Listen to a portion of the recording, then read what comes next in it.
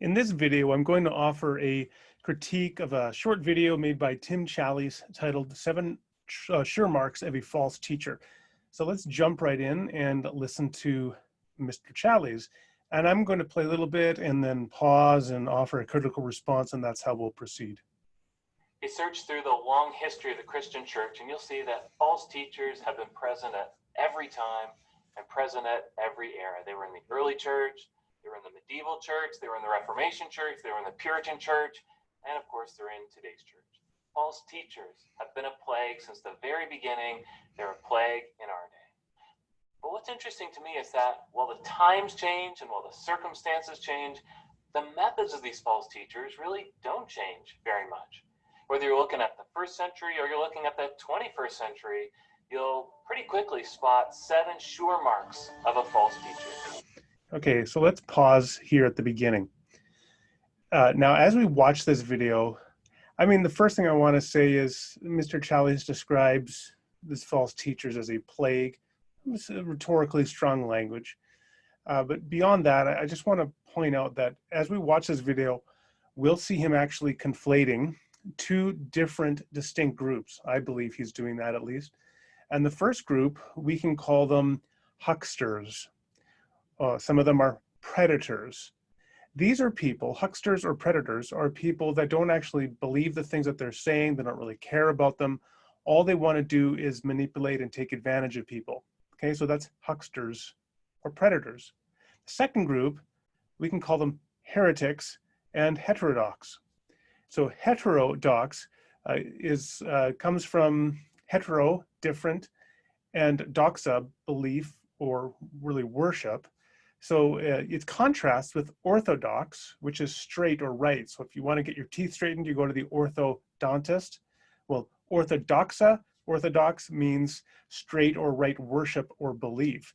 So heterodox means different than right or correct. Now, heterodox doesn't necessarily mean heretical. You could have just something that's idiosyncratic or maybe is not shared as a belief or practiced by the wider church, is considered maybe unorthodox, not necessarily heretical.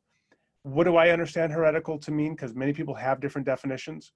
For me, heretical is a matter of a doctrine that is so important to Christian belief and conviction and identity that to deny that doctrine is to place oneself outside of the historic Christian community. I don't think that heresy is a judgment that we make about a person's salvation, as if, if you hold a heresy, then you go to hell. It's not for me to say or for anyone else, I think, to say except for God. But heresy is nonetheless a question about maintaining the proper boundaries of the Orthodox Christian community. I also want to stress that I don't think heresy means that if a person has a heresy, that you thereby exclude them, banish them from the church. But I do think that if a person held a heresy, they would be excluded from, full church membership, participation in church, certain church roles, such as being a deacon and so on. But if they privately held a heresy, but they wanted to continue to be a part of your church and seek to better understand, and were open to changing their mind, well, then that could very well be that they continue on in the church. So these are two very different groups. Okay, heretics, second group, and the first group, hucksters or predators. And as we watch, I think you can kind of begin to pick up on the fact that Challies doesn't distinguish these, and that can become a very serious problem.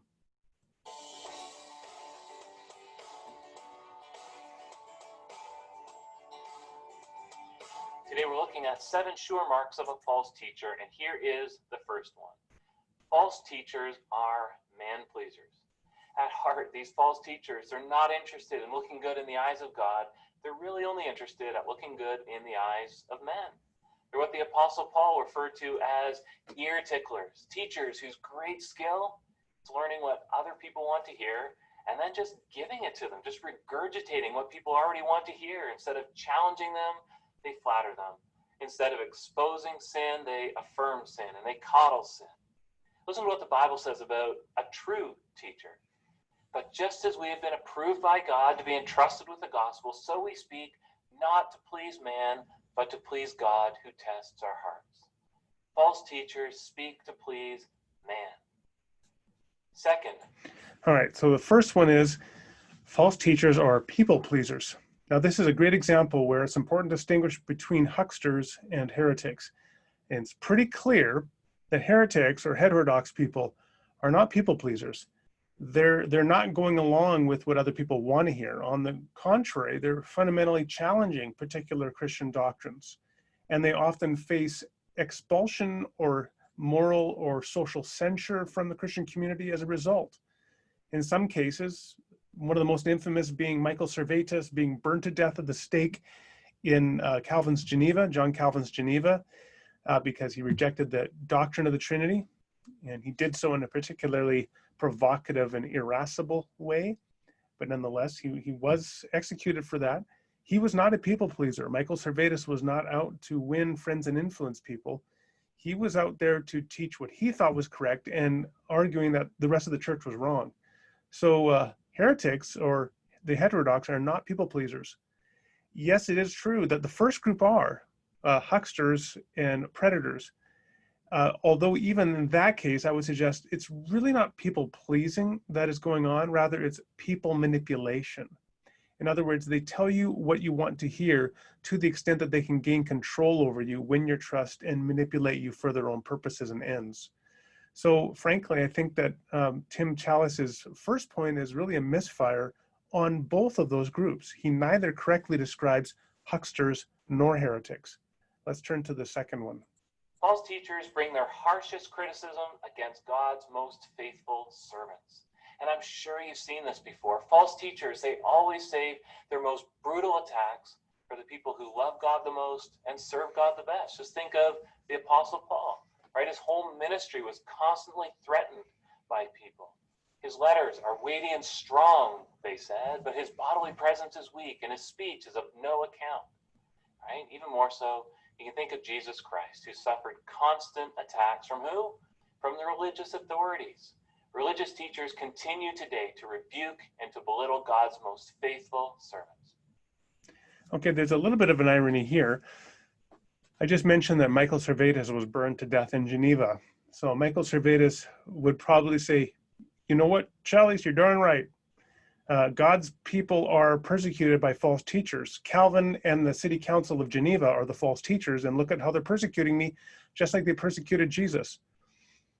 Now, of course, Tim Challies would come back and say, yeah, but you're a Unitarian, right? You reject the doctrine of the Trinity. And the interesting thing, however, that we see from this is that this actually isn't a helpful hallmark, because everybody, you can find harsh critics on all sides of various theological questions.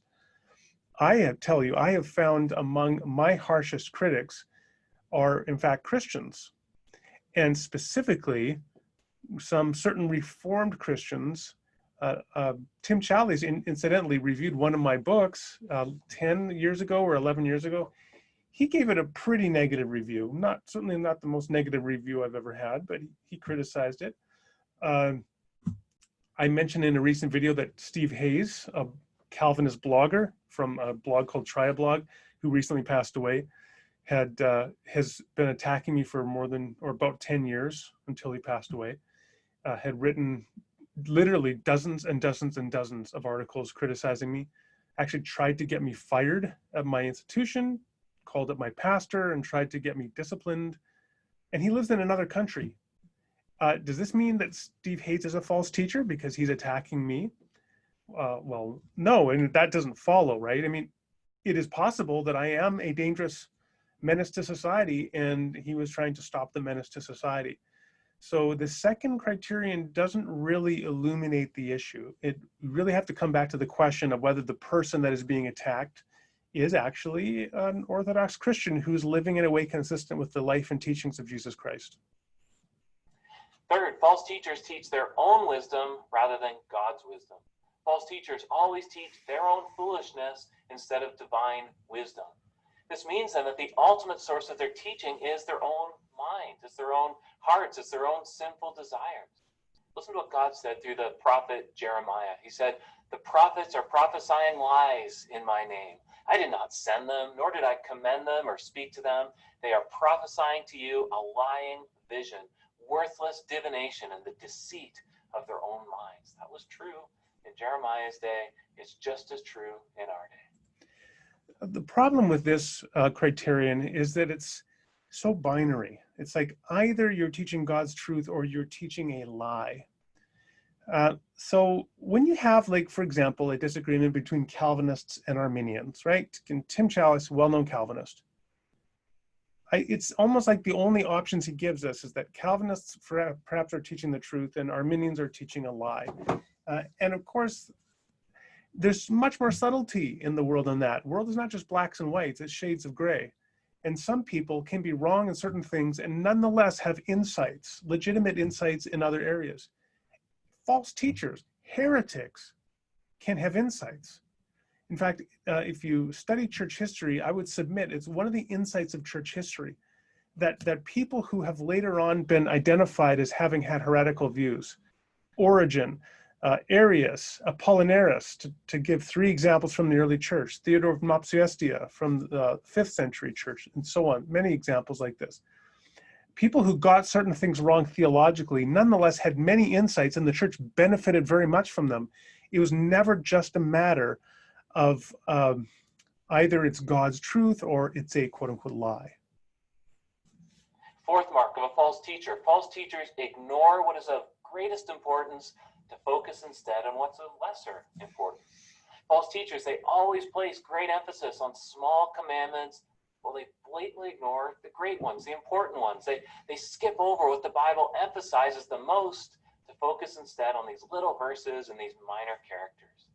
Think again of Jesus when he spoke against the religious authorities, the religious leaders of his day. He said, "Woe to you, scribes and Pharisees, hypocrites, for you tithe mint and dill and cumin, and have neglected the weightier matters of the law, justice and mercy and faithfulness. These you ought to have done without neglecting the others."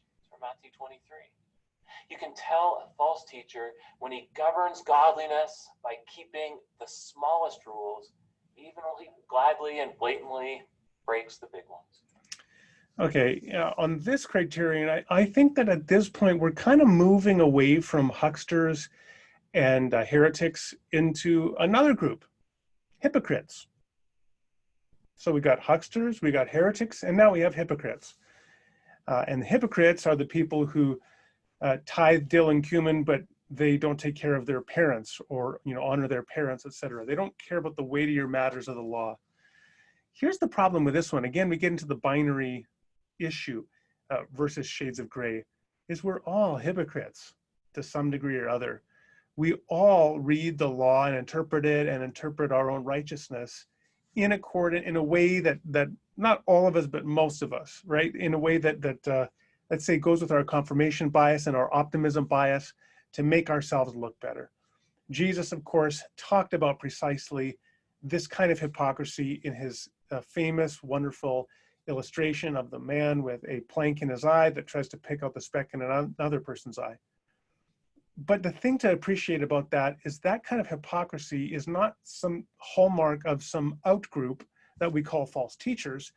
Rather, that is a problem that infects each one of us. It infects our very human hearts. And the danger is that with his simple black and white categories, Challies sets us up to find this kind of hypocrisy in the heretics or the hypocrites, or sorry, the heretics or the hucksters, but not actually find that hypocrisy in ourselves. So I think that in that case, this could be harmful teaching, the way he's describing it, because he's kind of can almost inoculate ourselves to our own hypocrisy as we focus on looking for hypocrisy in other people. Fifth mark of a false teacher. False teachers mask their false doctrine with eloquent speech and impressive logic.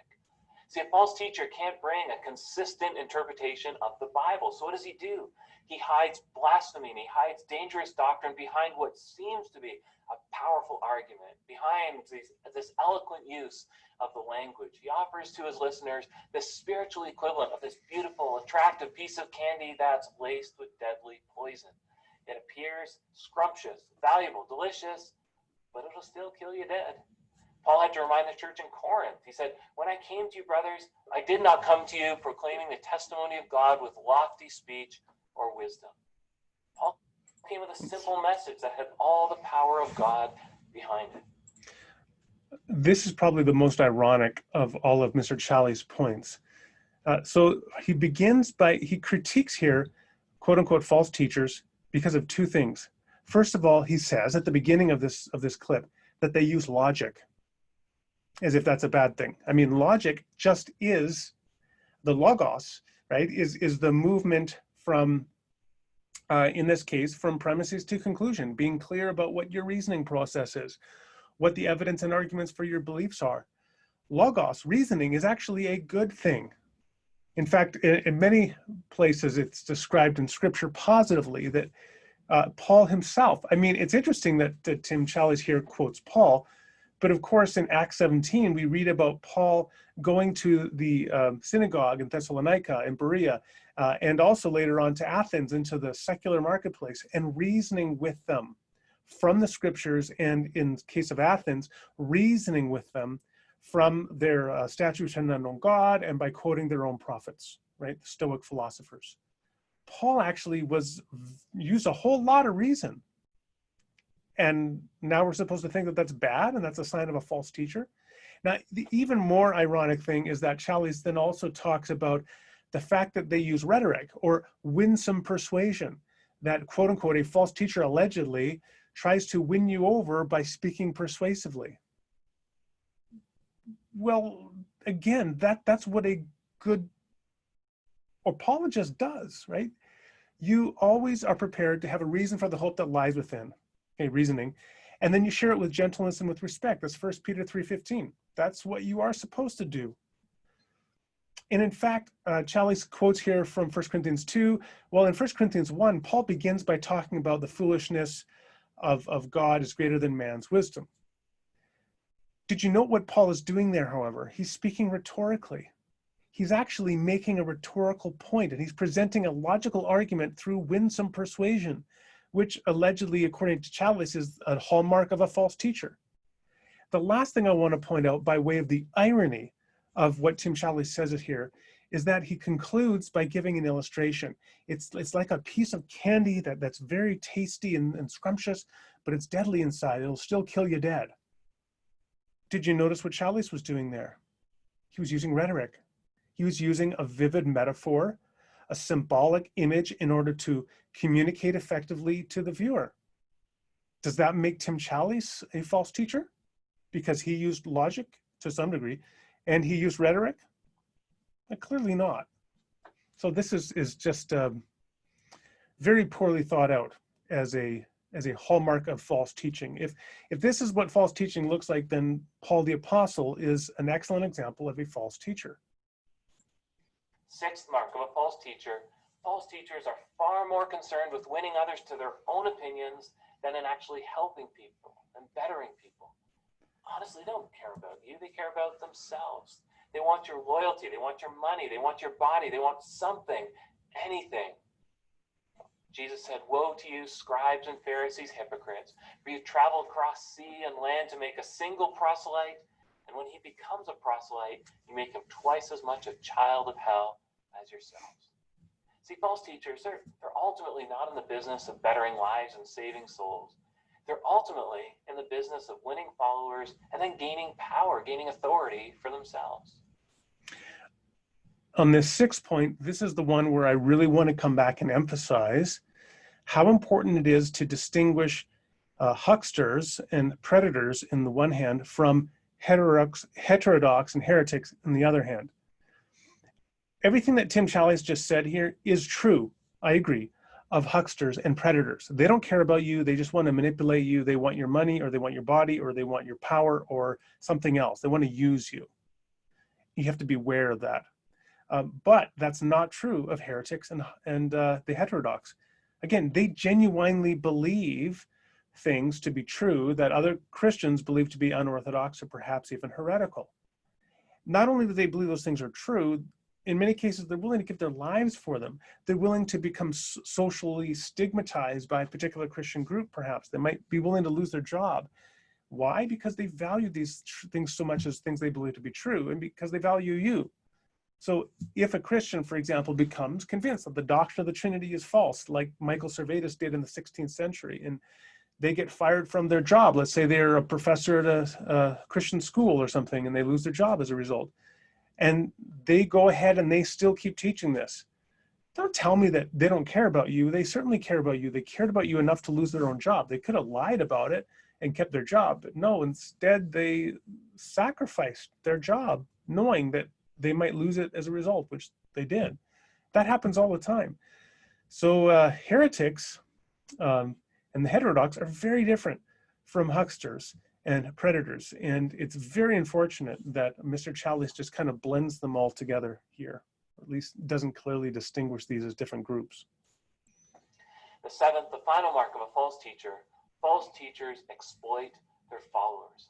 False teachers, they take advantage of people. They take advantage of their ignorance, advantage of their greed, advantage of their lust or immaturity or anything, something, so that they can exploit them. They find people who long for money, they promise them money. They find people who are consumed with lust, they promise you can fulfill those lusts.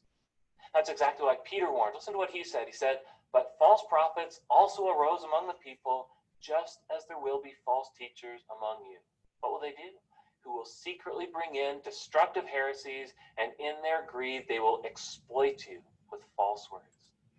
Okay, now I want to kind of work toward the conclusion of this video. And the first thing I want to say is, again, on this last seventh point, I think this, again, this is a legitimate point of caution about hucksters and predators, but it does not apply clearly to heretics or the heterodox. It's not true of all people who have heretical doctrines or heterodox doctrines that they just want to use you. Many of them are people of conviction who really care about you, but they're perhaps very wrong about their beliefs. Now, to conclude, I want to make two final points about Mr. Challies' video. The first point I want to make is that he doesn't actually give us any guidance. Not only does he conflate the heretic with the huckster, but he gives us no guidance as to how to identify either one. He doesn't actually give us any instruction as to how do you tell when a doctrine is heterodox or heretical. Nor does he give us some tips on how to identify when a person is in fact a huckster, when in fact a person is a predator, how they actually go about manipulating you, winning over your trust and exploiting you. He doesn't give us any guidance on that. And that actually is, I think, something the church desperately needs, because the church often is quite naive and can be taken in by people who are predators, who are hucksters, who only want to take advantage of the church. This video provides no insight in either one of those areas, and I think it's very unfortunate there. To conclude, I want to make one more point, and that is the point to kind of speculate a little bit as to why Mr. Challies conflates these two different, very distinct groups. On the one hand, you have the huckster, and on the other hand, you have the heretic. And I think that he does so, in my guesstimate, I think he does so because this is actually very common in the Christian tradition, sadly. And it goes back at least probably about the 2nd century AD, and it bases it on the story from the book of Acts, in which there's this man, Simon the magician, who becomes enamored of the power he sees exhibited by the apostle Peter and the other apostles, and he tries to purchase the power with money, and they rebuke him, and then he repents. And you don't really hear about Simon the magician again, but he does appear later on in church tradition. According to church tradition, Simon only pretended to have repented, and in fact, he continued to want to get the power of Jesus and use it for his own nefarious ends. And eventually, Simon squared off with Peter in a great power encounter in the city of Rome, and Simon began to levitate to heaven in a mockery of the ascension, and Peter prayed against him, and the power of his spell was broken, and Simon crashed to earth and died. And that was the end of Simon. Again, that's a legend, but what it does is it shows us not only was that the end of Simon, but that was the beginning of this kind of presenting of heretics as people who are also morally corrupt. They do not have good intentions. They are predators. They are hucksters. Simon is like the anti-pope. So, because Peter symbolically represents the pope, the guardian of church tradition, orthodoxy, and so on, the good shepherd, right? And then Simon is the wolf. Simon is the one who wants to corrupt the church with false teaching and false doctrine. And he's not only wrong, he's evil. He's amoral or immoral. And so throughout church tradition, the Orthodox have often presented those who were later or deemed at some point heretical, or heterodox, they've awfully deemed them not only as guilty of doctrinal error, but of fundamental moral corruption, of hatred of God and of other people, of all sorts of immoral actions. And sadly, in the worst circumstances, that has actually then justified all sorts of egregious actions, oppression, inquisitions and so on against the quote unquote heretic or heterodox. So for me, I think this is simply a caution that we ought not to continue to perpetuate that practice, as I think Mr. Challies does in this video, that we ought to recognize rather that people can be very wrong about something without being wicked. That a person, let's say they end up with a doctrine of God or a doctrine of the fall or of the atonement or of Jesus and the incarnation, they end up with a doctrine that is a significant variance with orthodoxy. Perhaps it is such a significant error that we would consider them to be placed outside of the historic confines or boundaries of the Christian church, and we would not allow that person to, let's say, partake of communion or to become a deacon in the church or to serve in any other way within the church until they recant that false teaching. Even in those cases, it does not follow that that person is wicked. That person may be genuinely wrong, but they also may be genuinely a person of goodwill who is simply wrong for very unfortunate reasons. So that is my concluding comment on Mr. Challies' video. I do not think that this is a helpful summary of 7 hallmarks of a false teacher.